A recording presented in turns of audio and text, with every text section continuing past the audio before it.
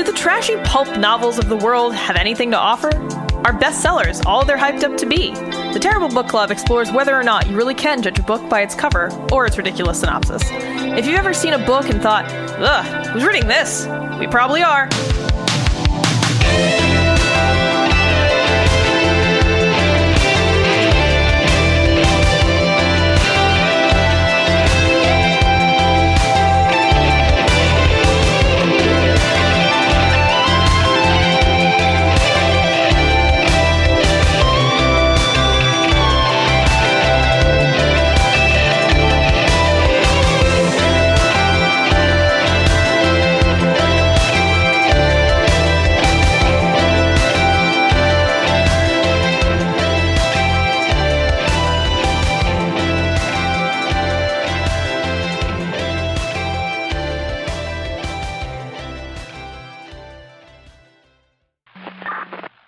Come in, Merlot. This is Blind Date, approaching the landing zone. Can you read me, Merlot? Blind Date Merlot copies. Read you coming in loud and clear. You coming in hot. Speaking of reading, we spotted a terrible book in the landing area. This one happens to be a patron's choice. A patron's choice indeed. This book, it looks terrible. Yeah, your site. We're not good at army chatter, it turns out, No, Paris. Hello, Terrible Book Club listeners. We're trying to ease you into the... Wait, take that again. No. We're fine. This is fine. We're not military people, Paris, but that seems to be what this book is for, or at least what it is really, really into. So if you like your books, Rooty Tooty Gun and Shooty... Also, do you like acronyms? Because we've got... many acronyms. Okay, so hello, listeners. Welcome to episode 66 of the Terrible Book Club. I'm Chris, or Blind Date. And I'm Paris, or Merlot. And this time, we read Contra Alliance by Tom Kolega. Oh, that's not the whole title. Let me help you out there. Oh, excuse me. These more acronyms? Yeah, CASP. No. Contra Alliance, Shadows of the Past, Book 1 by Tom Kolega. Okay, well, interesting thing before we move on. I had to giggle at the author's name here because Kolega is Polish for friend. Aw, Tommy Friend. Timmy Friend here to take us on a journey to fake G.I. Joe land. Because let me tell you, Paris, if you're wondering what this book is, it's just fake-ass G.I. Joe. Yeah, so if you ever gone into a dollar store or some kind of maybe perhaps lesser chain and you saw some action figures and it definitely looked like they were trying to steal G.I. Joe themes, this book is the story of those toys. Yeah, this is where the merch run is from. If you ever wonder, what is this? This isn't Snake Eyes or whatever. It's like Frog Tears or something. Well, no, that's not the nicknames in here, which we will get to, but they certainly do feel like Z-grade G.I. Joe. Yep. And if you've ever wondered what people who worship Rob Liefeld are doing, like Rob Liefeld's apprentices, well, let me tell you, this man employed them all to draw things for this book. Actually, he did employ some comic artists. So, okay, let's get to the background here of this book before we, or perhaps we should thank our patron who chose this. Yeah, let's take care of that. So thank you to our patron Jensina for recommending this book to us. I know that they said they were at a convention or something, or I forget if it was a comic book convention or a writing convention, but they were there and they got the book and they were like, yeah, you should really read this. And they said they had a copy. And I was like, oh, well, you can always just send us your copy and we can send it back. And they were like, oh, actually, I have an autograph of a better writer in it. So I kind of have to keep that. I thought that was really funny. That the only thing this book was good for was collecting other authors. Back the trade up. Back this up. They got another author to sign a book? It's like having a fucking napkin on you. You're like, oh, I guess I have the shitty books. I just have this instead. in my bag with me. I was waiting for an opportunity. Up until now, it's just been a wait. So thanks, Jensina, for the recommendation, and thanks for that fun story. I want to see what the writer wrote for the autograph now. Me too. Me too. We'll have to, I don't know, Jensina, let us know what the autograph was, or maybe send us a picture of it. But thank you for recommending this. So Jensina is at a patron level where, they can tell us to read something, and we will do it once a year. So if you want that lovely benefit, you too You too can force us to read something. Bono can force us to read anything. If he's just buying a Patron no, too. I didn't mean that. The Edge wants us to read that's the next one is the YouTube. No, it's not. Anyway, So yeah, let's get into the background behind all this before we get into the proper plot here. well, maybe let's tell people if they've never listened to the show before what they're in for. Oh yeah, here. also this. I mean, you've probably guessed at this point, but on the Terrible Book Club, we read books that we typically would not choose to read. So we read books we think will be bad. We usually determine this based on their cover, title, summary, or something. Or, as is the case today, a listener or a patron will request something and we'll read it eventually. Sometimes we end up liking the book. We don't always hate everything all the time, but most of the time we do. Most of the time we really do not enjoy our time reading them. So, yeah. Content warnings for today. So if you don't like guns, get the fuck out of here. Oh man, guns. There's a lot of shooting and so many guns stuff. Like your standard cartoon fighty violence. Yeah, stuff. like guns, military. I mean, there's a lot of violence and stuff, but it's not very gory or detailed. It's just kind of like, somebody got shot. Some scenes get a little bit into like how someone's bleeding out or like there's guts around. A little bit. I mean, I guess it takes a lot for me to care about that, but some other people might. So, so that's what we got in store today. Nothing too crazy. All right, I can read the summary of the book. Yeah, you give us. All right, so this is the back of the book for Contra Alliance: Shadows of the Past. Amid spreading global unrest, a mysterious organization called the Revolution threatens international security. In response, NATO creates a secret strike force to track and destroy the rogue group. Since the mission is counter-revolutionary, the unit's codename is Contra. Exposing the revolution's concealed origins, Contra uncovers stunning truths about the universe that will plunge the world into great unknown dread. Troy McBride, the CIA's top special operations officer, reels from a controversial decommission as an improbable foe emerges, thrusting humanity into peril. Troy journeys from despair to reinstatement and discovers along the way that his astounding heritage is Earth's final hope. Deception shrouds reality as battles rage and the Contra Alliance trilogy commences. So yeah, there was supposed to be a trilogy. Yeah, so this is kind of the fun thing about this book is that it says... It was published in 2010, I believe? Yeah, 2010. 2010. It says trilogy right on it. Book 1. Very into talking about it being a trilogy all the time. There's even like an appendix at the back that talks about how the author has sketched out thousands of characters in this whole world and blah, blah, blah. Yeah, nothing else has happened. This is the only book. He made a comic series out of it, like a digital comic series. It's not like you can't get it in print anywhere, I believe. So he did a digital comic series, but it was just the same things in this book. He just did this book again, but as a comic.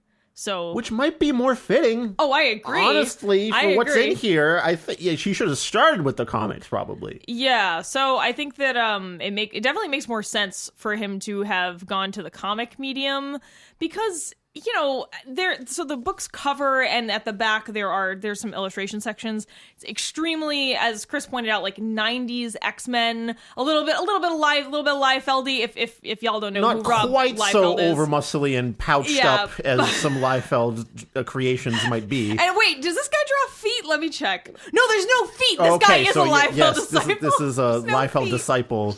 No feet. I think in the back illustrations there's some feet. No, they're all hidden. They're all hidden. Okay, this is a Rob Liefeld fucking... Oh my god. I wonder if he actually did it and like he just like never signed off on it. I wonder. Probably not. But it's definitely from that school of comic book Chris, thought. I can't stop looking at the no feet. Oh, no. How can you look at something that's not there, Paris? It's in my mind. But if y'all have never seen Rob Liefeld drawings, just take a look at him. He's a very notable comic artist, but boy, are his proportions just fucking wacky. And, some weird shit, like can't draw feet, just weird things like that. Anyway, so Mr. Kolega here, the author, he had a website for this. There was a Kickstarter. The website is dead. The Kickstarter he did in 2012. It wasn't even a Kickstarter. It was like a not Kickstarter website that was like KickQ or something. Yeah, it was like an off-brand Kickstarter. Not even like GoFundMe. Like you can't. No, it's an off-brand. Everything is off-brand. Everything is slightly. This is very dollar store. Everything is slightly to the left. Like it's. And yeah, he did a Kickstarter in 2000 or whatever. kick you thing. In 2012. Just a website that sends kicks to you, just like until you're motivated enough to. Yeah, right. So this came out in 2010, and then 2 years later, he started collecting funds to make it into a comic series, and he was able to raise like almost like $5,000 something or something, and he ended it early. And he was like, "Oh, this isn't a failure. This is actually great that we raised this much early. I'm going to use this, and we're going to do the thing." And then I actually didn't think the comic series ever existed, but I think it might have digitally because I found some old references to it on like DeviantArt and shit. There's also a YouTube video that has like the backstory for everything that shows a bunch of comic book covers that were definitely commissioned. I don't know if there's anything inside there or what have you. I mean, I will say he definitely hired like legit comic book artists though, so there's that at least, you know. They all looked competent. You know, they all looked, like cool guy comic book stuff. But I mean, cool that those artists got work, but it is a little weird that this guy was touting this as a trilogy and was talking about how sketched out everything is and how expansive and great it is. It's going to be the next G.I. Joe. It's going to be the next X-Men, but then it just fucking died and like nothing happened. I don't think you can get the comics still because like the Contra Alliance website isn't a thing anymore. No, it doesn't exist. I tried going to it. Sadly. Yeah, I know. There was apparently when it did exist, there were detailed character bios and like all this extra stuff on there. So I don't know what happened to this project. The author worked past tense in probably still works in like he says like national security aerospace stuff. Is what about the authors section in the back jacket mentions. I'm assuming he's still doing that unless, I don't know, they found out he wrote this and they were like, this is too lame, Tom, you're fired. It says he has a master's degree in national security studies and he works in aerospace and defense. Yeah. Like, he doesn't seem like a dumb man. Honestly, the writing in this book, when you're first reading it, it's not completely terrible off the cuff. Like if you're just looking for some comic booky action but in book form, like if you might be fine. All right, if you're in an airport and you got a hankering for some like J.K. Jane, like not quite G.I. Joe, just kidding, Jane. Or like Tom Clancy, but you don't want it to be that serious. Serious. And I mean, you don't have to think about anything. The plot is just given to you. The writing, I wouldn't say the writing is bad. I wouldn't say it's great. It's readable. Serviceable, certainly. There's a couple of editing mishaps. Yeah, but there weren't many. It was actually... Did you catch the line that got repeated twice? It was just randomly two characters talking to each other. And the dialogue was repeated. And they just said the same thing back and forth, like some Abbott and Costello moment or something. Yeah, I mean, it was weird. Towards the end of the book, there were maybe 4 or 5 editing issues, but mostly it seemed like it was edited, I mean, it's very... The dialogue is certainly very action movie, it's not... But once again, kind of the bargain bin DVDs in the back of the, of the action. Actually, this is like an Asylum film, like a little to the right or left of a mainstream thing. Yeah, that fits. Yeah. That flavor works. I could see the Asylum doing this. Maybe that's where he should have gotten his real... Dude, that's where if they partnered up, they would have done... Tommy friend, get in touch with the Moja Asylum. Kolega, proszę, please. Yeah. Anyway, let's start talking about what actually happens in this book. We start by meeting our protagonist, Troy McBride, as a child watching Bruce Lee YouTube videos. In 2008. Yeah. So, early YouTube, at one of the first YouTube users apparently was Troy. And his dad has some weird meetings outside with his buddies next to the campfire. And Troy goes out there because he left his Spider-Man action figure out there. And his dad was like, clean that stuff up so my friends and I don't have to see Spider-Man. But then he left Spider-Man out there and he hears some weird stuff that he just doesn't ever think about again until way later. Because his dad's friends talk about some weird space stuff. Yeah, and then it cuts to present time. And, of course, Troy is... he's our hero. He's our, how would you say that? Protagonist? No, it's like the hero's journey, but with guns and space. This whole thing. Yeah, he's the chosen. He's special. The chosen one. He's special. He's super. But we get to that. We start. Obviously, he's down on his luck. He's working at a diner as a dishwasher. Because he's punishing himself for getting decommissioned. Yeah, he got pushed out of the Contra squad, and like the Contra squad is like doing shit out there. Yep. There's a chapter later on where it has like their first little bit of action scenes, but Troy is like, I know Contra's out there fighting the revolution. I should be doing this. I can't believe I fucked up this bed. And, it takes a while for the reveal to happen where you find out, like, what happened. And honestly, it was hilarious and underwhelming to me. Let's just say it, right? Like, there's no reason. So for 3/4 of the book, he's like, I can't believe this horrible thing happened. That was just so embarrassing and terrible. And you're like, God, what did he do? Like, did he murder someone accidentally? Yeah, I was like, oh man, did he have was there some weird sex scandal? Like, what's going on? No, he got kicked out of Contra because apparently they were training in France. Yeah. Somewhere in Europe, those Europeans. Yeah. Training in France, and somebody who worked at the base they were training at or something was like, oh man, you gotta see the sunset at this location. He's like, yeah man, nothing could top off a day better than seeing this sunset. And he got his Ducati sport bike, as they love to point out. The important thing is that he goes off the base in the super top secret battle suit. Yeah. That no one's supposed to see, but he just throws a trench coat over it. Yeah, and he's too late to get to the sunset if he changes out of the battle suit. Maybe. How long does it take to take off a battle suit?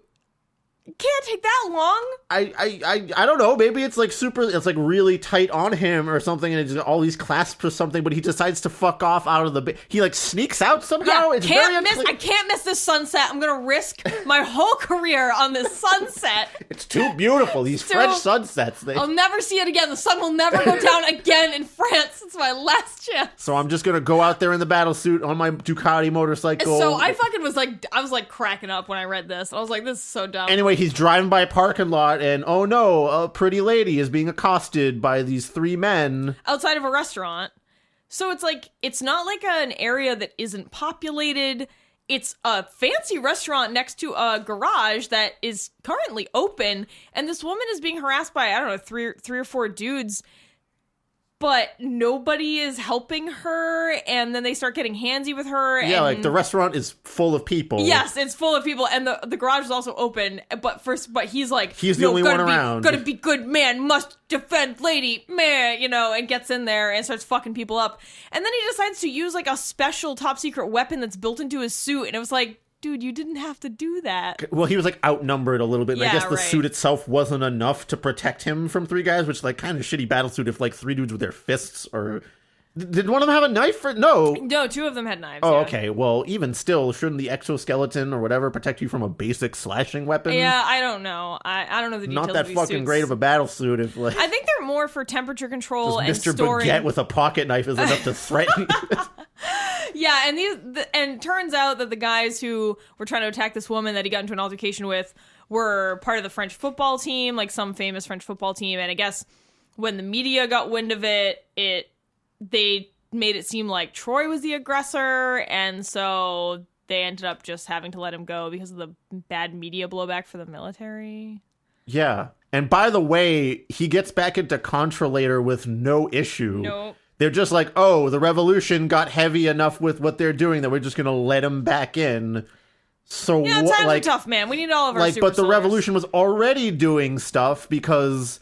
All right, so the revolution is the evil people in here that they're the global conspiracy that every evil person in the world is involved in. Literally, down everyone. to okay, so there's a listing like the mafiosos, the drug dealers, the prostitutes. Why are you dragging the prostitutes what in are the here? Sex workers doing? Yeah, leave the sex workers out of your fucking international conspiracy. What use could they possibly have to an international global conspiracy of aliens that are doing genetic experiments? Are they getting the cum out of people to It's a weird lumping in there. It really is. And it kind of it's an indicator of the very black and white morality that suffuses this book. And even Troy's encounter with the woman that's being accosted is another great example of just everything is very clearly there are good guys and there are bad guys, and there are people who are right and there are people who are wrong. And the good guys are always doing good things. Yeah, then there's only one character in the entire book who ever wavers between good and evil, but he's still a bad guy, so he gets... And he also doesn't matter in the end. No. Not one bit. He doesn't, like, turn on the bad guys or whatever. He just dies and thinks about, like, well, I could have been good, maybe. Yeah, there's no mystery. There's nothing to figure out. Everything is just served to you on a platter. I mean, there's a little bit of like, oh, what's happening in these underground labs? Because there's like there's one incident that happened forever ago that some of the Contra squad was involved in where they discovered a secret underground lab in South America. Yes. That was full of weird genetic experiments. Yeah, and they determined that this group, the Revolution, was participating in some pretty inhumane human DNA splicing. They were trying to mix humans and other animals. Yeah, and so...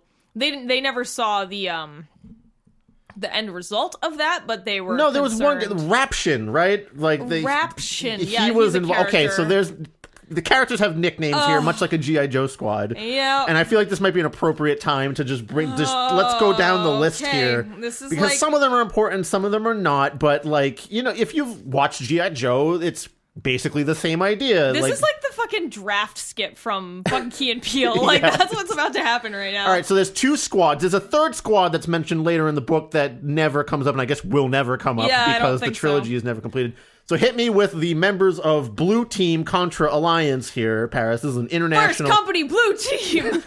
Reporting for duty! Justice! Should I say their whole name? No, it doesn't matter because they're like only... It doesn't matter, yeah. They're barely referred to by their names. Okay. Justice, Gideon, Grace, X Explosive. That's explosive with XX at the beginning. Yeah, not the triple X like you would think. And like no E. No E or anything. It's just X Explosive. He didn't have enough codename I guess it would be to get the third. Explosive. Explosive? Yeah, Nightscope. Sandstorm and Rapid Fire. I feel like we're reading the fucking Warrior Cats books again. Yeah, of course, Sandstorm is from the Middle East. And he serves everyone tea because Middle Eastern, I guess. Uh-huh. Yeah, there's some weird, like, kind of borderline race weirdness here. Just... like token Hispanic guy. Yeah. And, it's not Anyway, great. Let's continue with Gray Company or Gray Squad or whatever. Second Company, Gray Team, Cross Hill.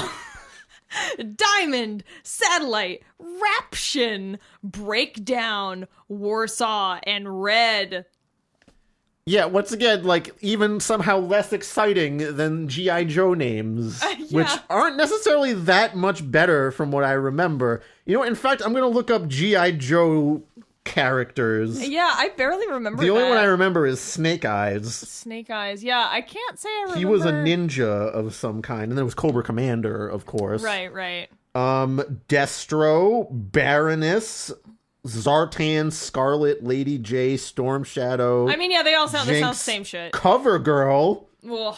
Roadblock, Duke. Okay, you know what? Honestly, this is like the same. This is pretty much the same. I'm going to actually give Tom Kolega a little bit of a point here for kind of aping G.I. Quick Joe. Kick is okay. All right. Maybe he's actually better. You know what, Tom? I'm going to give it to you. These are better code names. Yeah, this is fine. Dr. Mindbender is another G.I. Joe character.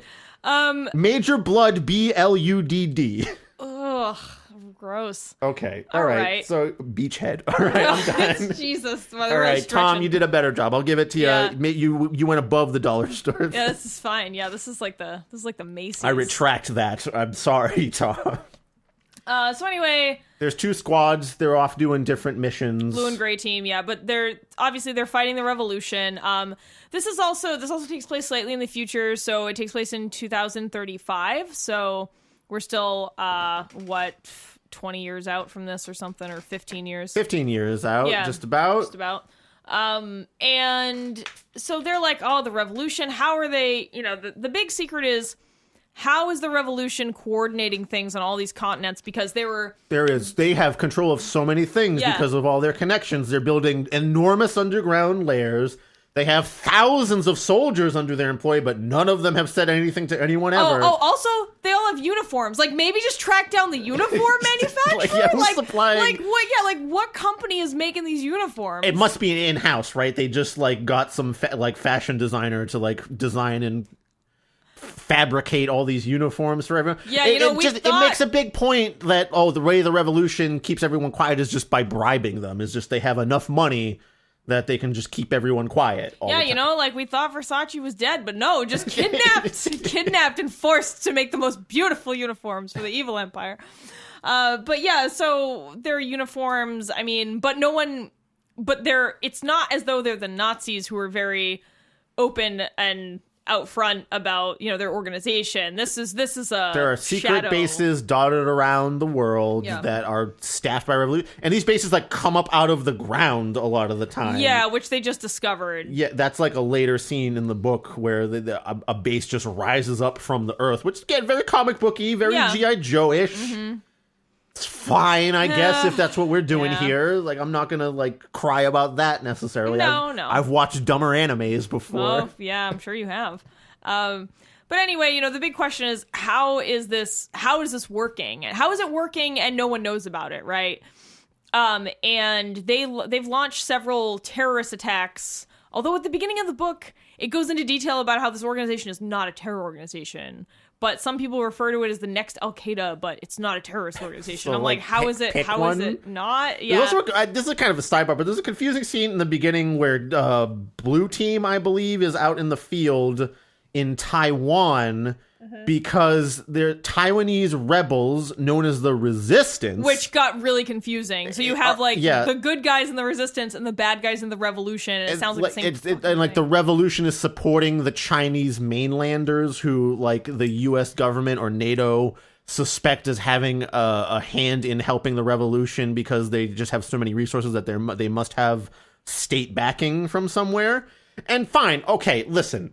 Having just two things with an R at the beginning of the name maybe shouldn't be too confusing. It's only two of them, right? But when they're just so back to back all the time. Yeah, and also they're synonyms, like the Resistance and the Revolution. Like choose words. How many that more are R things can we get? Like the Rambos are coming into. Why couldn't it just have been, I don't know, the Revolution and the fucking... Or just Taiwanese separatists. Yeah, or maybe they have some kind of Taiwanese cultural thing that they call themselves. Yeah. So that was You just could have called them something else. That's right, all. Yeah, There's a very minor quibble here, honestly, but... So that's the opening scene is Blue Team is involved in some kind of field thing with the Taiwanese rebel resistance members while the Chinese mainlanders overtake them. And they just fuck off after a while. They're like, oh, well, we're losing this, so see you guys later. And they get off. They fly away in their Shadowhawks. It turns out they can just call in air support whenever, but I guess fuck the Taiwanese. They just go and they're like, see you guys later. And the leader of Blue Company, Justice, has a moment with the leader of the Taiwanese resistance. With Chung, who I thought Justice and Chung had a thing, because the way it was described...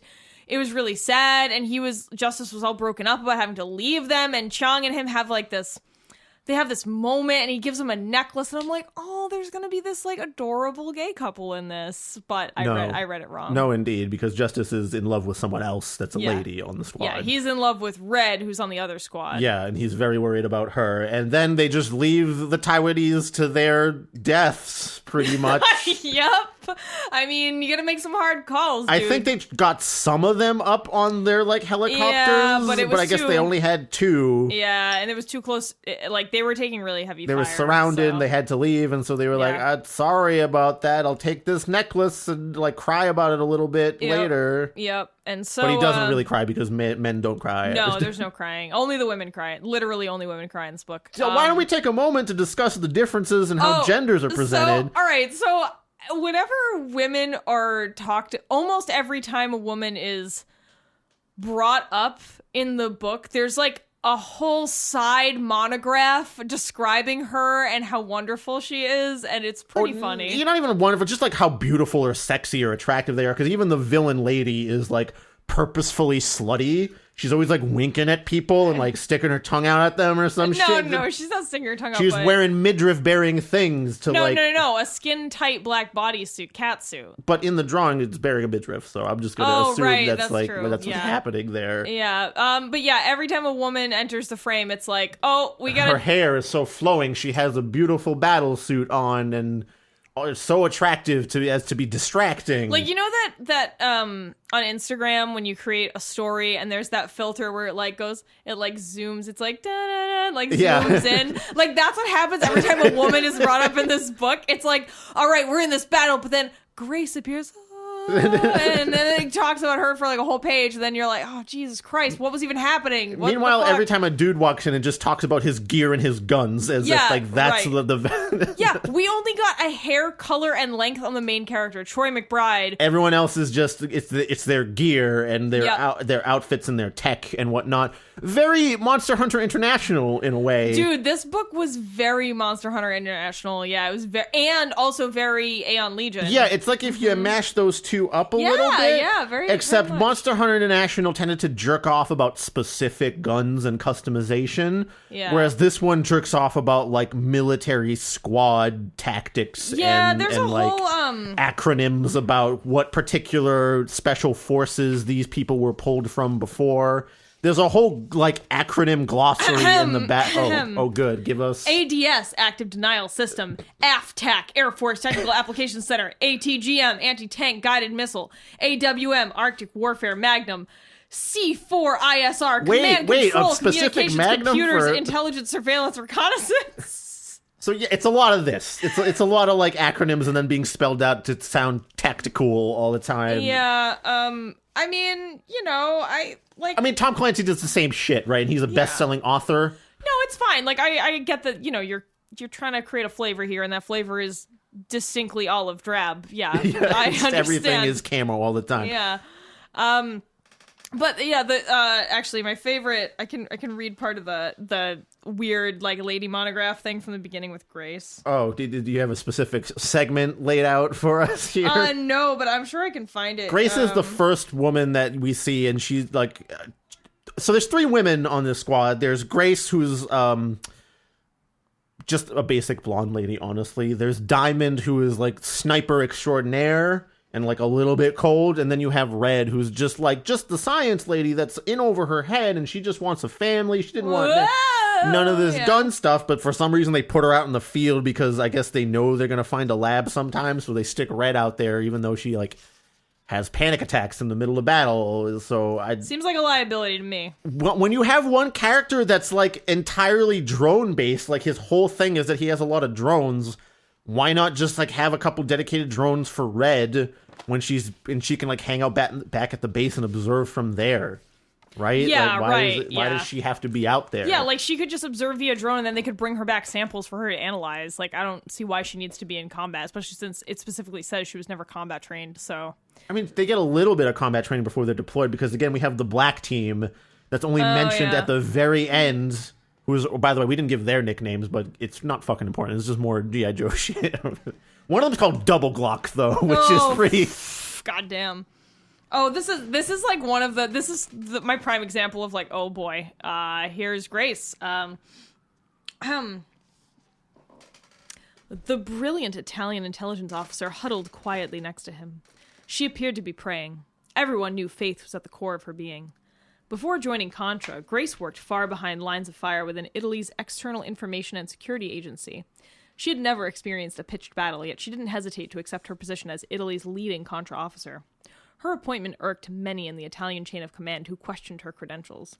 Most were surprised the Holy Princess, as they called her, ever accepted. They said she was too pretty and soft. Grace was proving them wrong. In the midst of the chaos surrounding her team, she appeared beatifically calm. Grace marveled at the colors darkening the sky and prayed. Sunsets moved her, and behind the slope, the setting sun's tranquility inspired her. Even in the midst of war, her creative passion persisted. At a very early age, she had been nationally recognized in Italian literary circles as an extraordinary talent with adult-like insight and wisdom.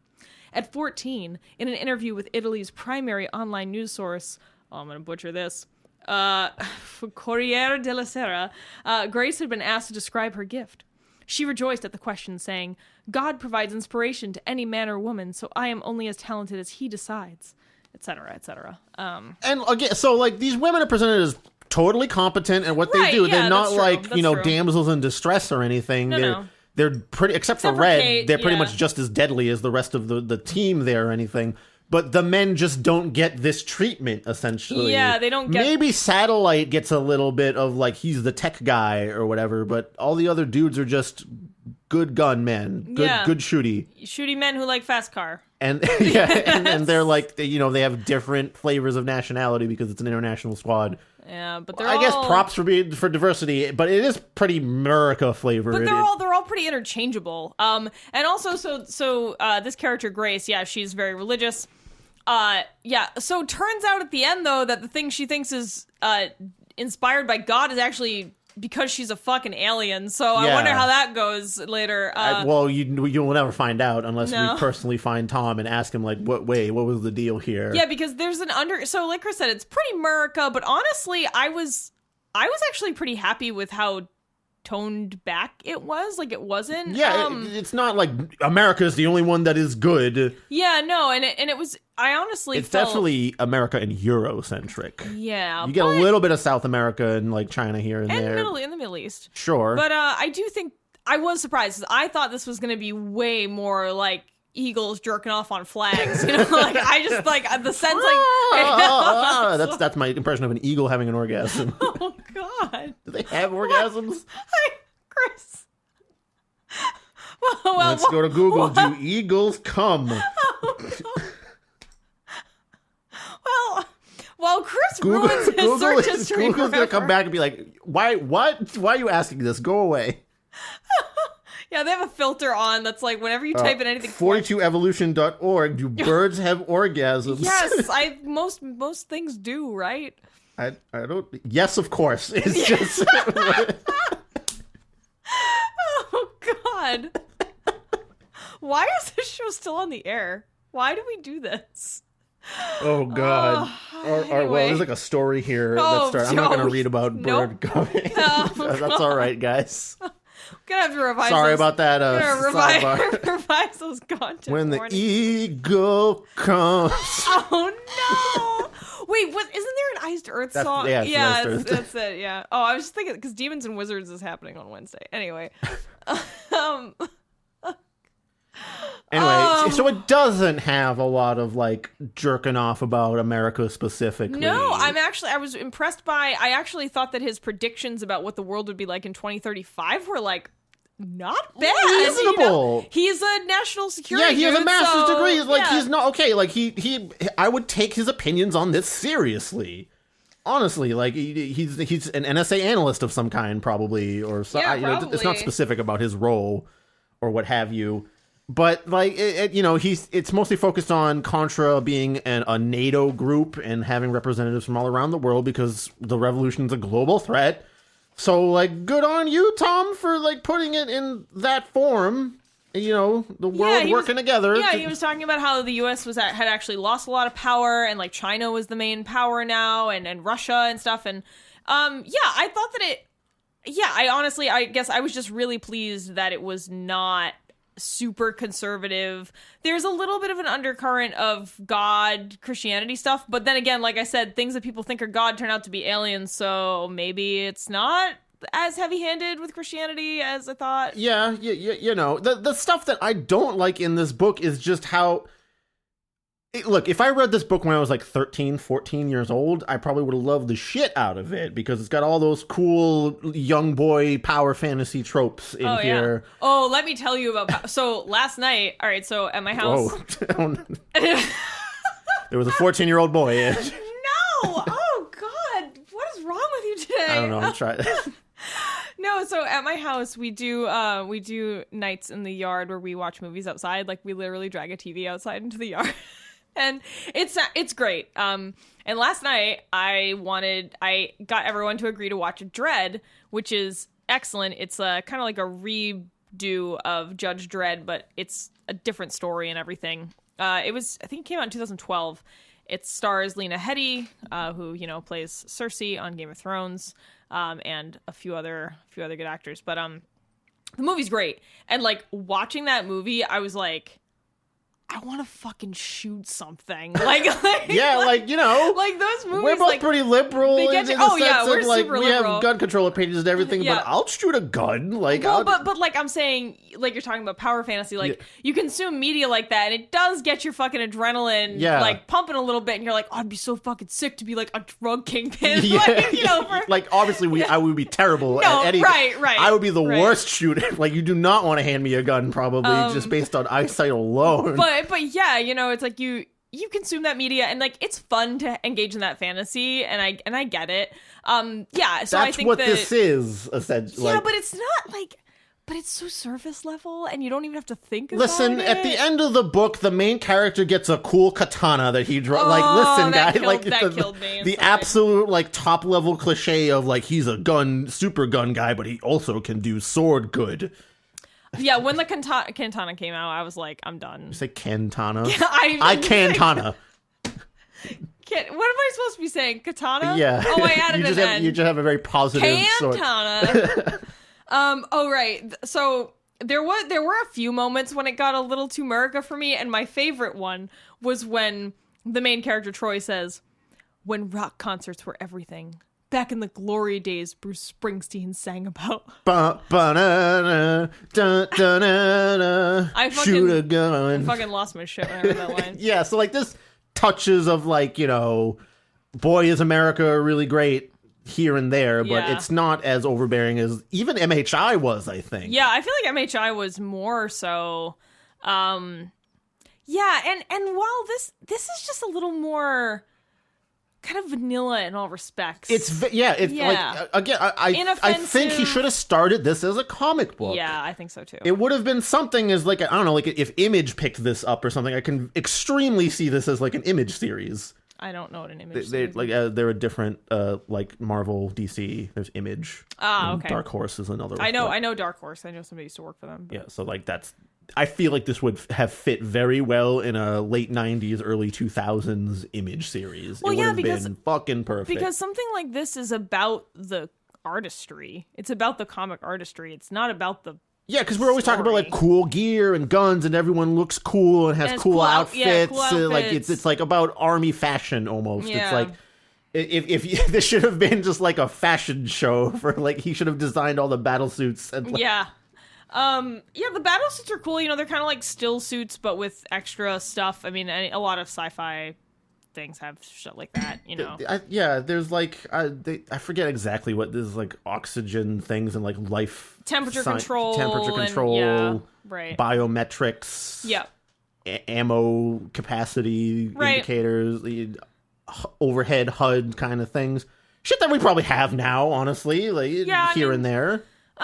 So we've gotten a little off track, but I mean, honestly, there's not much to the story. So they're going on missions. They're trying to figure out stuff about the revolution.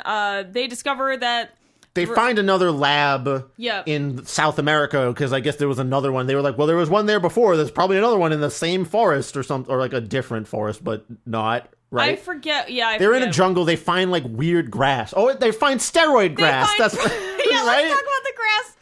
Okay, so they have a drone scouting. They have a drone scouting, and this is Gray Team. Sure, I don't even remember which one Gray is Team. Where. So they're scouting, and someone's like, "Oh, just under the tree cover, you can see there's like a clearing." And it's like all one type of grass. It's like orange. So they're like, "What the fuck?" What do? They're like, "Oh, what about this grass?" They just rub their faces in it, fucking stepping on it, putting it up in their eyes. Like, guys, this is some fucking weird ass thing. Why would you you're breaking the first rule?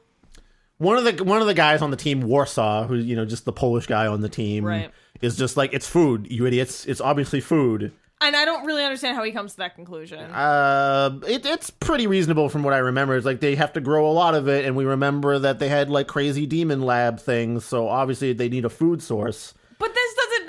I don't feel like all that falls together that easily. Don't they analyze this? Doesn't satellite have so they just figure it out? Or he's like chewing on a piece. I think that's right. No, they do analyze it and find out that it's full of steroids, but I guess he was just like, oh, I guess it must be for something to eat to get all roided out. But I was like, I don't know if that's the first.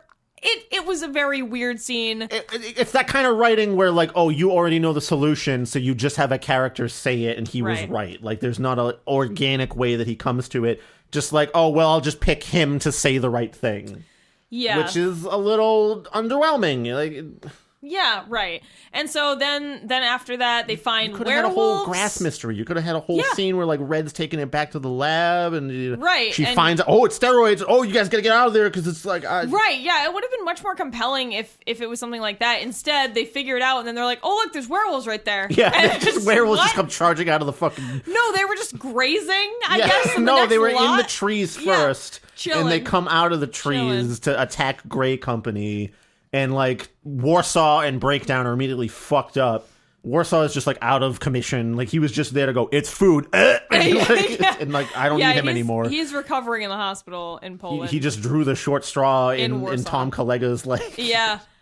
Tom Kolega is Polish, so maybe this is some family I don't think Kolega is a real Polish last name. I mean... I thought... Oh, you think it's just a pseudonym? Maybe, Tom Friend, yeah. Maybe? Tom Friend doesn't sound real. Maybe it could be. It could be a Polish name, but I doubt it because most Polish names don't sound like that. Well, you said it's a Polish word, though. Yeah, but just because maybe it's just. I don't know. Okay, sorry. I don't know. Sorry, I think too much about things sometimes. Most Polish names end in ski or iwitz. That's true. Anyway. Yeah, so, the werewolves attack them, and the werewolves my mouth is broken. The werewolves, of course, are the result of these genetic experiments that they've been doing in these demon labs, as they've been named. So they're just horrifying, genetically engineered, roided out werewolf monsters. And they get attacked. It's really brutal. Then they have, like, another mission in Russia. There's, like, other shit going on. Basically, you find out... The Russian mafia made a deal with the revolution to give them some nukes. Some EMPs. EMPs, which basically are nukes, honestly. Like, that's the... maybe I'm wrong here, but, like... EMPs just destroy... So... I know nukes can cause EMPs. Yeah, this is a nuclear alternative. So it's EMPs, and they want them because it's 2035 and everything is electronic.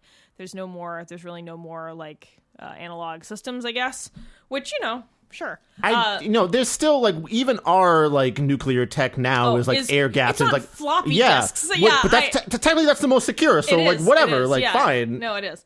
A lot of nuclear stuff runs on fucking old ass shit. Yeah, floppy disks, literally. So, but anyway, they were talking about how, like, 15 years from now, everything's electronic, and they if you EMP everything, that's how you can set off the revolution over here. And can we just take a second to, like, really discuss how just literal comic book villains the villains are? Yeah. There's 3 of them, and their names are Ripster, Prowess is the lady, and Lickzy. Yeah. Likzi. Yeah, the names were really unconvincing and more funny than anything else. And they're aliens, too. They're from, like, the good planet, but they got turned by the secret evil aliens that attacked the good planet before. They're the Nezdeth, which just sounds like you heard Nazgul and wanted to make it meaner, but you just, death is evil sounding, so there you go. Yeah, the Nezdeth are the evil aliens. They look like giant Satan demons. Yeah, they're big dudes that are cloaked all the time, that they have 1 or 2 of them following these 3, like, turned people around. And, like, I forgot how didn't they just, like, drink evil juice or whatever? Yeah, evil juice is They literally just drank evil juice and they turned evil, right? Yep. And then in the book they set the evil juice off as a mist in Jerusalem, and it causes people to flip out. The setting off of the revolution's thing is because, the Jerusalem thing being like another Christian thing where, like, we're setting off the apocalypse. It's as foretold in the thing. The Dome of the Rock. But, like, the 3 villains are just, like, comically evil for the sake of being evil. The lady is always, like, a little bit slutty in an evil way. Yeah. And, like, the main guy, Ripster, like, just... kills even the mafia guys just because they're no longer of use to him. Like, but you could keep those guys around. Just because they're not used to you now doesn't mean they can't come in handy later. They gave you EMPs, right? Yeah, like, right? I know. It's all very... They just do evil for the sake of being evil because they drank the evil juice. Yeah, it's not a very compelling story. Have a nice what does evil juice taste like, Paris? Oh, well, it's purple. I wonder if it's grape. It's grape flavored. Grape drink. Grape drink is evil juice.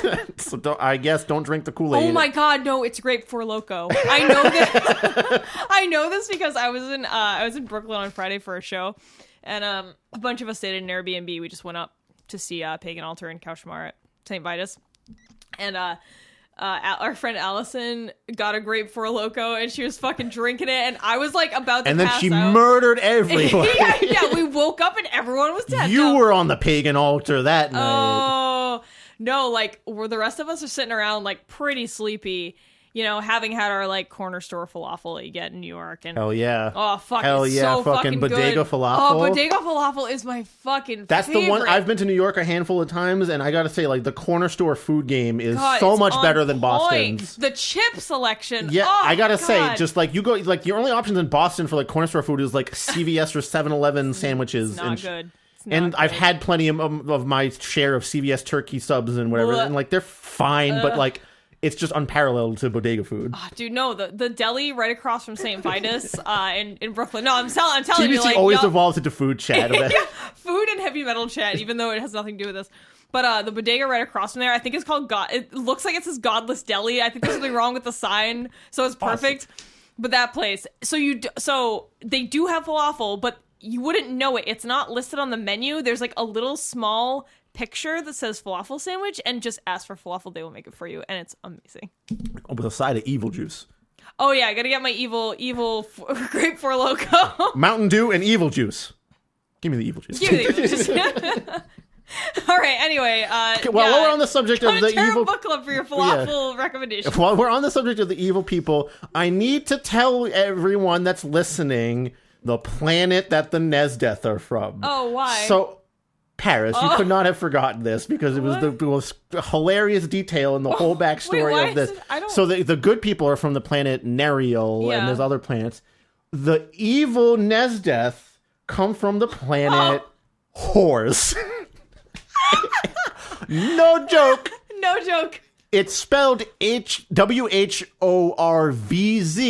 and I was like, oh, maybe it's just like kind of pronounced it. But something? When we went to the YouTube video that described the backstory, the voiceover is like, from the planet Whores. And I'm like, just, what is your thing against sex workers? Yeah, Tom Kolega, what do you have against sex workers? What? Like, just leave it. They're providing the most ancient of services.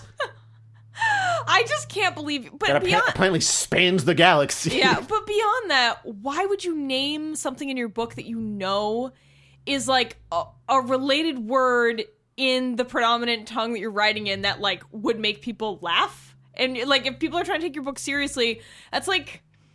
It's like, I don't know, it's like, this is Captain Dick and Balls. Like, okay, you know that's not going to go over well. Like, Planet Whore is also a bad choice. I'm Planet Dick and Balls from the Captain Whores. I said Planet Dick and Balls from the Captain Whores. Yes, that's why I'm dying. Planet Dick and Balls is a very differently shaped planet. It's actually 2 planets and then like one big meteor, like comet or something. Oh, this episode has gotten real stupid. But I just had to, like, that's really all there is to the evil people. Lixie is the one that, like, kind of has memories of, like, I used to be in the Star Force of Neriel before I drank the evil juice. Yeah. What I could have been good if I didn't drink the evil juice. But then he doesn't, like, turn on. No. That he just, like, dies after Troy, by the way, whose nickname is Battlestar. Oh God. So, which I couldn't take seriously. So many of the nicknames, I'm like, this is so stupid. I just don't like them. And yeah, so like Troy takes him out. Yeah. And he's just dying. He's like, oh, sucks that I was evil. Yeah, that's literally how it goes. So like no nuance there, even though they were like teasing some nuance. Yeah. And then Troy has this, by the way, the whole time. So there were 2 approaches I had to try to get through this book. So Troy McBride just made me think Troy McClure, and I was like, Troy McBride, you may remember me from such battles as the Taiwanese Rebellion. You might remember some such undercover elite squadrons as Night Watch and the CIA. Yo, real talk, Day Watch and Night Watch, excellent movies, unrelated to this, but watch them. They are great. Just give me some recommendations. I think it's Night Watch and then Day Watch. Watch Dread, Night Watch, get some Brooklyn falafel from Godless Deli. Yeah, it's fucking... Listen to Pagan Altar. Nah, maybe not. I mean, all right. Well, no. I mean, listen, but I'm saying most people probably wouldn't be into it. Anyway, Shit, fuck, what the hell was I saying? We were just talking about the mission they were on to, like, get the EMPs. Troy. Oh, yeah, my tactics were trying to get through this book. So, Troy McBride made me think of Troy McClure first, but then I was like, oh, he's got long blonde hair. Let me try to think of him as Drew, and maybe that will make Drew Scanlon of Giant Bomb and Cloth Map fame. You may know him as the blinking white guy meme, yeah. or the first guy 2 meme as a recent resurgence. Yes, I was like, we knew Drew before he got popular. We don't know. I met him in person once, and I said that there is a picture of him holding a sign that says "I Heart Paris," and it was for me that a friend set up, and I still feel pretty gross about it. I didn't know Rachel was going to do that. She just asked him to hold up a sign to saying something about a European city. He was sort of fooled, I believe. He was fooled. Yeah. Yeah. Someday I'm going to be like, sorry. No, I actually think she said, like, this is for a friend of mine. Oh, yeah. Yeah, I forgot about that. That was hilarious. Oh, wow. Embarrassing stories. I was embarrassed when I walked up to he was wrapping up after a Giant Bomb panel. Yeah. And he was just like trying to pack his gear. And I was like, hey, Drew, I really like Metal Gear Scanlan. He was like, thanks. At least someone likes that because I'm suffering. I love Metal Gear Scanlan. That was like my favorite thing. Anyway, sorry, this doesn't need to be a Drew Scanlan fest. Also watch Giant Bomb. Yeah. But I was just like. So that was your method for going through this book. But that didn't work because I was like, this book is so stupid. Like, I guess I was trying to think of it as Metal Gear Scanlan. I was like, yeah, let's just do this. But it didn't work. Okay, so like what, you know a little bit about Metal Gear lore, right? A little bit, a touch of it. What seems stupider to you? Because Metal Gear lore is also kind of dumb. But it's intentionally stupid. But it's also very deep and prescient because the end of Metal Gear Solid 2, to me, is like a Nostradamus moment. Well, I also think that it's designed to be ridiculous. Yes. It's very self-aware. This book is not. No, yeah, this one is very surface level, loves itself for being all tactical and army guy shooty gun in 2D kind of thing. Anyway, back to the plot here. The Battlestar he's put back into the squad, and he goes after the EMP that is being traded off. I forget how they realize that this exchange is happening. They have intel from one of the Russians, so... Sure. And, like, this is the scene where Troy pulls out his katana, and he's super anime, hyper-powered, because he's got the left eye glint from being an alien. we didn't talk about this, but... aliens have special left eye powers. Well, Troy is of the Nerial race. He's from Nerial. His dad's an alien that came from another planet because they were, like... The Nerials found out that there were Earthlings, and they went to, like, embed themselves in secret ever since, like, the 1800s. But just to observe, and then only lately, within the last 60 or so years, have they really been getting involved because humans have been fucking up, and the Nerials were like... Also, the Revolution has been appearing, which is, like, clearly of the Nesdeath, I think. Right, which are their mortal enemies. But, of course, these aliens are just humans. They just look like humans, like... Yeah, I mean... I gotta, like, against creativity points, but, like, fucking Star Trek did the same thing, too. No, I know, but... So everyone's anyway, got 4 limbs and ears and a mouth. Yeah, right. So Troy is Special Chosen One. He's actually an alien, but he doesn't know, and they have special shining left eyes whenever they feel intense emotion or... Like an adrenaline rush happens. Yeah, and some of them have... clairvoyance, and some of them, and Troy is like, he doesn't even have to work out, he just maintains his figure, he's really powerful. Cool. Like, cool. And turns out Grace is also one of these by the end of the book, and like his dad, and there's a small cadre of these aliens called emissaries who are kind of in charge of monitoring Earth and keeping it on track and communicating with the home planet. There's a fun little scene where, like, the president of the United States, like, drags these 3 people in because they were spied on by the NSA, overhearing them have a conversation about, like, intergalactic shit. And the president is like, guys, fucking tell me what's up here. Like, you clear, like, what is going on? And all 3 of them, like, we can't say anything. And, like, at that point, why not? Yeah, like, fired. Like, reasonably, too. Like, for a second, I thought the president was just like, all right, well, I guess I trust you because you're my favorite guys. But he's like, no, you're fucking fired, idiots. Yeah, like, that was actually pretty good. President Hawthorne for life. President Hawthorne 2020. So, I mean, like, but, like, even that stuff isn't... that's set up for future books, which just doesn't have a payoff, I guess. Yeah, yeah, I mean, and that's that's kind of it. They get into an altercation. They kill They kill the, like, revolution people. I think Prowess gets away. Prowess has a scene with this reporter, Lydia, who's like the sister to Satellite. Yes, correct. On the squad here, and she's like part of like the Radio 1 News, which is like the only non-fake news thing. The only true news. Which is just talks about army shit all the time or whatever. And she like was the first one to like get hints of the revolution. She published a book, but she got like ridiculed for it. Right. But now everyone knows about it, and like they still don't hire her as like the number one source or whatever. Nope. And anyway, just Prowess invites her, like sends her a box, which she just opens. Oh, yeah. So if you're a reporter and you get a mysterious box sent to your house that someone clearly had to, like, break into your building to put in front of your condo, and she, like, you wouldn't open it. She even goes through the dialogue in the book, and she's like, I really shouldn't open this. It's gonna blow up. She was like, meh, and just takes it inside. You're like, and then there's a note that's like, come to this place completely alone. And it's full of blood. And it's, like, it's full of, like, blood and, like, a body part, and, like... Well, it's not a body part, it's a specific invitation from, like, I am from the revolution, the evil organization that's been causing all this bullshit. Come alone to this place in Jerusalem. And she's like, well, guess I'm catching the next flight to Jerusalem. And then she goes alone and, like, just, spoiler it, she gets captured and thrown in a cell. Yeah, but then they release her eventually because they want her to tell people. Because Prowess is a big gossip? Yeah, because Prowess is like, I want people to know how cool I am. Go and tell the world. That was basically like, what? It. That's fucking lame. Yeah, like, that's a really poor justification to get this character here. Yeah. But, like, if she already made the book, technically wouldn't everyone know that shit already? Well, no, because it's suppressed by the mainstream, media and governments. But it's still out there for publishing and purchase. Chris, it's just like the Earth being flat. It's out there. You're right. It's out there. But no like, if the revolution starts attacking and making themselves known as they are at the end of this book or whatever, then clearly that would, like, rocket back up to, like... Right. No shit. So I don't know. Like, it's just, like, a weird thing where this sister character gets captured and then released, like, into the same battle zone that and of Satellite's in. And Satellite and Lydia, honestly, I kept thinking they were a couple.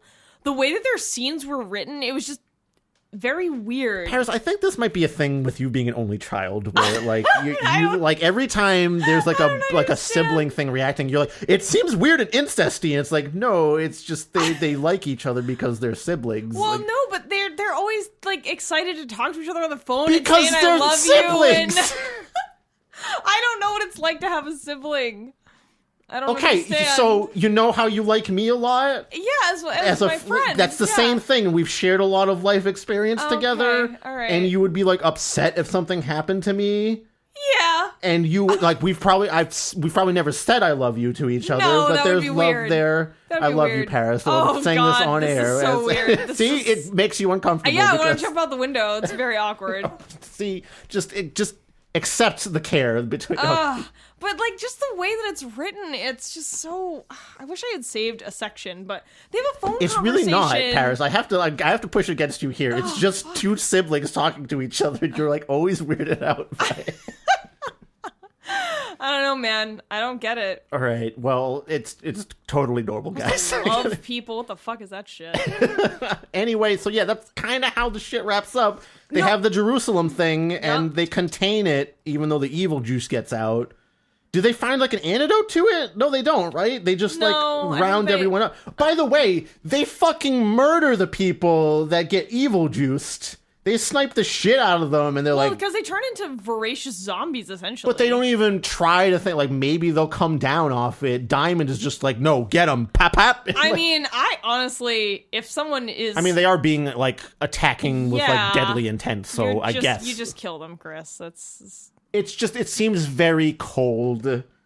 There's not much, like, I think one character for a second, I think Red is like, but these are people, whatever. Yeah, I don't know, there's a couple random things I have. So at one point in the text, the main character calls himself an American ninja, which I was rolling. They didn't know that they were facing an American ninja.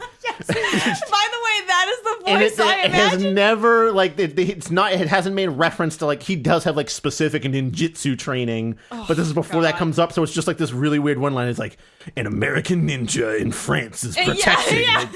That's my movie, in a world where... Yeah, well, and also, isn't ninjutsu, like, not really a thing? No, I always no, it forget. is. Yes, it is. Is it? Yes, it is. I thought it was just like a bastardization of a martial art form that wasn't really a thing. But, I mean, like, ninja tactics were a thing in Japan. But aren't ninjas also not really real? I mean, not like the conception of them in, like, black pajama suits running around in the background. Right. But there was definitely, like, paid assassins, except they just looked like normal people. And they maybe had some sneak tactics. You know what? Let's go to Google for this. I need to refresh the page after I asked it if eagles come before anyway. But yeah, I mean, every time Troy spoke in this book, I just heard it like, fucking Batman boys. I can't do I'm it. Battlestar, Yeah. an American ninja protecting pretty ladies in France. I have to have you read some of his dialogue. Yeah, find me like some Troy like thought dialogue or like inner monologue, and I'll give you like my fucking like best Christian Bale. Just read. Some schools claim to be the only legitimate heir of the art, but ninjutsu is not centralized like modernized martial arts such as judo, karate. I guess not really. Okay, yeah. It might be was a separate discipline in some traditional Japanese school. It says like kinda.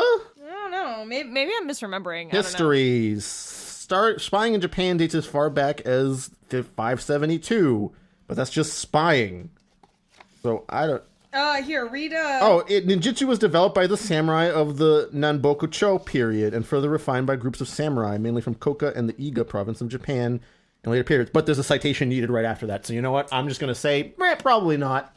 Here, just read after the France and read that last paragraph in the Troy voice. I'll just do a little narrative. After the France incident, they talked every day for a while. No. You need to do it in the voice, Chris. That's the whole thing? The whole purpose. Okay. After the France incident, they talked every day for a while, but Troy grew tired of getting sympathy and reminders of his failure.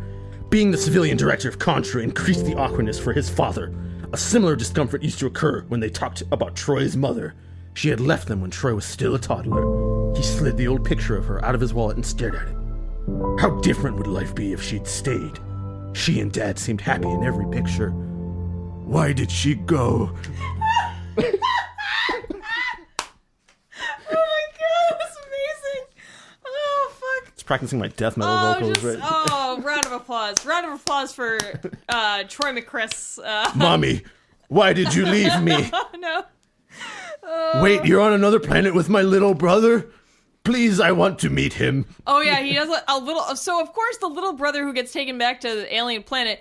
It's not like Troy went to the alien planet. No, Lonthrin went back to the alien planet because they named him my long brother from another planet. Well, I guess we're the same planet. I don't... Well, yeah.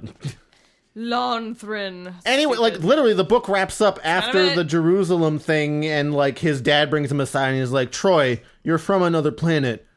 Really, Daddy? I always knew I was special. Yeah, and then Grace is like, oh, of course. No wonder I've always been attracted to you. We're both aliens. And then they, like, skip and hold hands. Yeah, the or alien something. pheromones. Yeah. So, did you remember the part where he goes to the grocery store? Oh, yeah, this is a nice little cherry on top of everything. There's one chapter where Troy goes to the grocery store. He's like, I need a snack. To, like, get himself some food. Yeah. And the opening of the chapter is literally like the grocery clerk said, thank you and have a nice day. She flirted at Troy is the word used. Yeah. Like, she's literally just, like, being a retail worker. Doing your job. And that's flirting? Yeah. Tom, no. Nope. Like, again, just like little hints of this very weird, immature outlook on some things. So there's that, and then so the whole purpose of his visit to the grocery store is to get bagels because he was craving some bagels. Now I ask you, listeners, how do you eat a bagel? Because this man, this fucking monster of a person, just goes outside to the picnic tables outside the Safeway grocery store, rips open the plastic packaging, and just starts eating the bagels, untoasted with no cream cheese. Battlestar hungry. Need bagel now. Just starts shoving Yeah, just like a fucking bagel monster, just shoving these like unheated, untoasted, undressed bagels. Paris, can I confess something to you? What now? I've eaten a plain bagel before. Just out of the packaging? Yes, just directly. That's so fucking pointless. It was 1 a.m. I just wanted some bread. Put cream cheese on it. I didn't have any. Put butter on it. I mean, the toaster was right there. Oh, jeez, fuck, that's even worse. I was afraid the ding would wake my roommate up.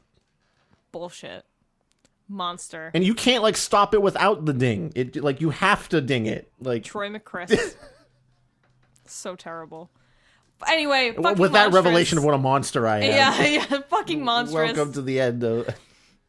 I don't know. I don't really have much more to say about this besides... okay, I wanted to introduce a kind of a new ending segment here. I guess the other question is, like, would we recommend anyone read this? No, is my answer. Yeah, I mean... If you're into, like, G.I. Joe comic book stuff, like, it's fine for that. Like, if you just want, like, But it's the same fucking story over and over again. Gunfight stuff, then sure, fine. But it's not exciting, because no one ever died. Like, no one ever suffers any real consequences. Warsaw gets hurt. But he's fine. He's Breakdown, just like, has a leg injury that's, like, minor, but he can still, like... And drive a car real good. Oh, yeah, they randomly inserted, like, a fast car driving scene into this book. Yeah, like, his Latinx, like, homies have, like, the garage, of course, in the first... Yeah. So, but, like, okay, so I wanted to introduce sort of a possible new segment at the end of these things, which we've kind of done here and there in other ways, but I want it to be, like, a specific thing where at the end of everything, basically, I want to call it, Can We Fix It?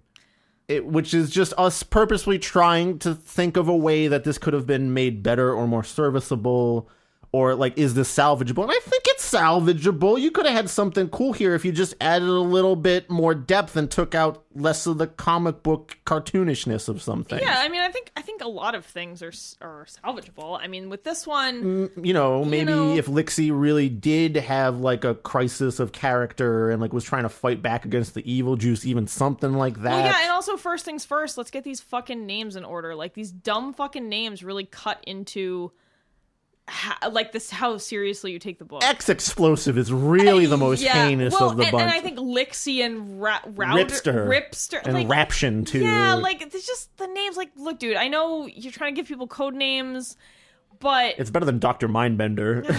But like Crosshill, did you remember the backstory behind Crosshill's He's British. Name? He had T, right? Like that's Crosshill's name is because he buried a comrade on a hill and he put a cross on it. Oh.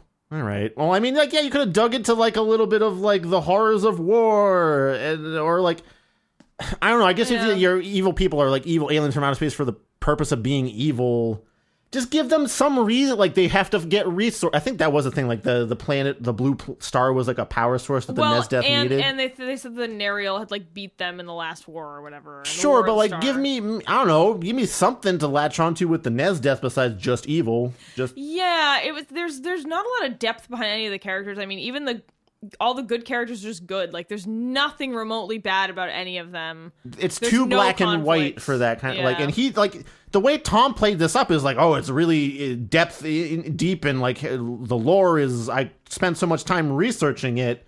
But like he talked about like how much research he did, right? But I can't, like, there's no facts to be had here besides like, I think the acronyms and like acronyms and like names of special forces and like intelligence institutions. I think how some of the weaponry works and like some of the space shit, but it wasn't that much. Yeah, it's not like you could do this with a Wikipedia search. It's not like you need like to get to fucking academic journals and not like real research. Yeah, I don't know. If you can do your research in a day on Wikipedia, who knows? Not really. But yeah, I think first off, the names need a redo. Like almost all the character names need a redo. Calling the one woman with red hair Red is like, come on, dude. Like, give it a little bit of a lift. Like, at least I was Merlot. I was the French girl with red hair. So it's like, right, yeah, like there's a little bit of like a couple layers there or something. Right. Like, at least fucking do something. And I'm Blind Date because I'm blind and that's a cliche phrase, right? whatever. Blind date, a date with your death or something, right? Yeah, right. Blind date with death. Yeah, sure, right. But yeah, I just think that the names need a redo.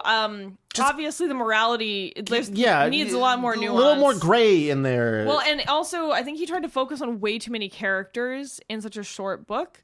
Like, you can't give depth to 15 characters. Why not have, like, book 1 is blue team, book 2 is gray team, book 2 is black, 3 is black team. You don't have to, like, specifically, but, like, focus in on those more for the backstory and shit. But and also, like, the characters need real consequences. People need to actually die. They don't need to just, like, it's always get shot in the arm. The other soldiers that are dying. Yeah. Like the NATO soldiers and other Contra soldiers that we just don't know the names of. Yeah, because there's other, like, it's not just these, like, 7 people per squad. There's, like, also, like, 50 other people that are just nameless, faceless fucking red shirts to get cut up in a hail of bullets. Yeah, so that the other characters don't have to suffer any real consequence. Right, yeah. So it's like there needs to be stakes, and there are really never any stakes because everyone's gonna get out fine all the time, and they do.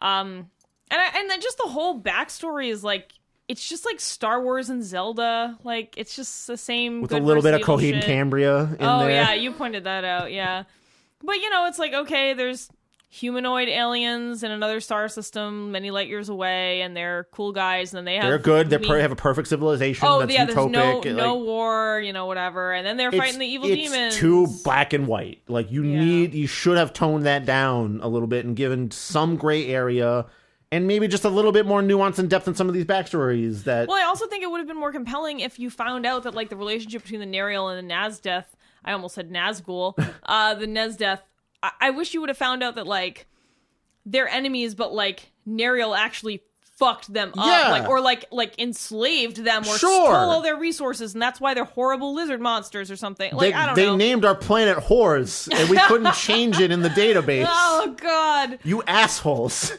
They took all of our sequel knowledge. Yeah, like, it would have been more compelling if you felt like the Nazdeth had a reason to hate the Nerial other than... Well, they're evil. Yeah, and also the whole thing with the emissaries on Earth and how somehow they're all, like, really, really good guys. Like, it would have been more compelling if some of them were maybe a little shady and maybe, like, didn't want the home planet to be involved. I don't know. And maybe they came back to Earth and they were like, actually, fuck that place, and, like, we should cut off all contact or whatever. Yeah, right. Like, all the good guys have no bad qualities. They're all strictly good. Yeah, no. Nothing bad. Maybe one of them is, like, a little bit impulsive or lazy, but it's not, like, in this way that actually affects them at all. They're just all really good army gun shooty guys, and because hey, if you rose that high in the ranks, you must be perfectly good and amazing, right? Yeah, so it's just a little tough. Maybe a drug problem here or there. Yeah, right. Or like somebody has a sex addiction, a drug problem. They love dog fighting. I don't know, like, or even just like a weird like a deep backstory beyond. Yeah, like some kind of traumatic thing. I don't know. We didn't get any of that. No. So maybe like there's a basis for something perfectly serviceable here. Yeah. Right? Like you could do something with it. Yeah, I mean, but I don't know. But again, it's like, to make this really different, you'd have to really work at it. Yeah, it wouldn't be unique. Yeah, for sure. Anyway, that brings us to the close of episode 66. Thank you for being with me, Merlot. Thanks, Blind Date. Yeah, so thank you, of course, to our Patreon supporters, Dari, Greg, Will, Veronica, Dee, Jared, Lynn, Sina, Jakub, Torben, aka Duck King, Bobby Blackcat, Ayame, Jen Cena, and Mayo Cat. If you too want to help support the show like those wonderful people I just named, you can do one of 4 things. You can head over to patreon.com/join/terriblebookclub to become a patron. At the $5 a month level or higher, you can enjoy special video segments and download audio tracks where Chris and I watch movies or TV show companions to books we've read on the podcast. Sometimes we also do other random stuff, like we just watched the OA. So if you want to feel like you're watching a movie with me and Chris, you can do that on our Patreon. You can also listen to the show on the Radio Public app, so this will passively generate income for Terrible Book Club. Each play gets us about 2 cents, and we get an extra $1 bonus if you listen to 3 episodes in a row. So if you can't give us money directly, you can give us money indirectly by listening on that app. You can also share episodes and links to the show on social media or tell a friend. And lastly, you can leave us a review on iTunes or whatever other platform you like. And remember that we enjoy interacting. We love hearing from you, so feel free to reach out to us on Instagram or Goodreads, Facebook, Twitter. You can also send us an email at to terriblebookclub@gmail.com.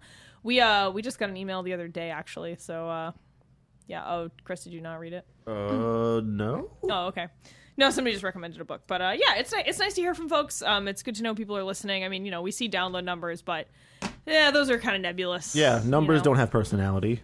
Yeah, no, we love hearing from y'all, so let us know. I don't know that we have any announcements. Do we know what the next book is? It must be on the schedule, right? Yeah. We're going into Spooky Town now. Oh, wait, is it Spooky No, Town? no, it's September. I'm sorry. No, I mean, it's still Spooky Town. It was Spooky Town time the September 1st, which is it today? Yes. What day is it? Yes. September. Yes. I have a long weekend, and I've been going out and doing a lot of drinking, so I don't really know what day it is anymore, to be honest with you. I mean, let's check the spreadsheet. Yeah, let's. Because I don't remember what I put on the schedule. I'm the one that runs the schedule, and I can't remember what I put on it. I remember what episode 69 is going to be, but we have a couple things to get through there. Is too. Don't worry, we've appropriately used that number. It was an accident too. It just happened that way. We switched some things around in the schedule, and I made sure that one remained. Oh, the next book. Oh, I don't know if we're gonna do that one. So, well, I mean, we've teased them enough. All right. So one day, sometimes I go on Reddit to talk to people about the podcast, link it when people are looking for book podcasts. And in my travels, and sometimes I also use it to look for crappy books, someone in our terrible book covers posted The Puppy Girl Farm. Ooh. Yeah, and I was like, I'll go put that on the list. And it was a year ago, and now I've realized that it's finally come up. Now it's here. It's come up on the wheel, and I'm like, oh god, I don't know. I think we've just committed to it. Oh, fuck me. If we can find a copy. I mean, it'll be digital. Okay, well, now we're in it. So now you're in it, listeners. Well, it's either that or I don't know if I can handle. We'll see. It's either going to be that or something called Selfie Showdown, which if not, we'll read that in November. Okay, so here we go. Yeah, those are our. You'll find out next time on Terrible Book Club. That's not quite the Troy voice. I lost it. Blind date. We're going down. Oh no! Oh no! Please. Bye, Paris. Roger that, Blind Date. Merlot out.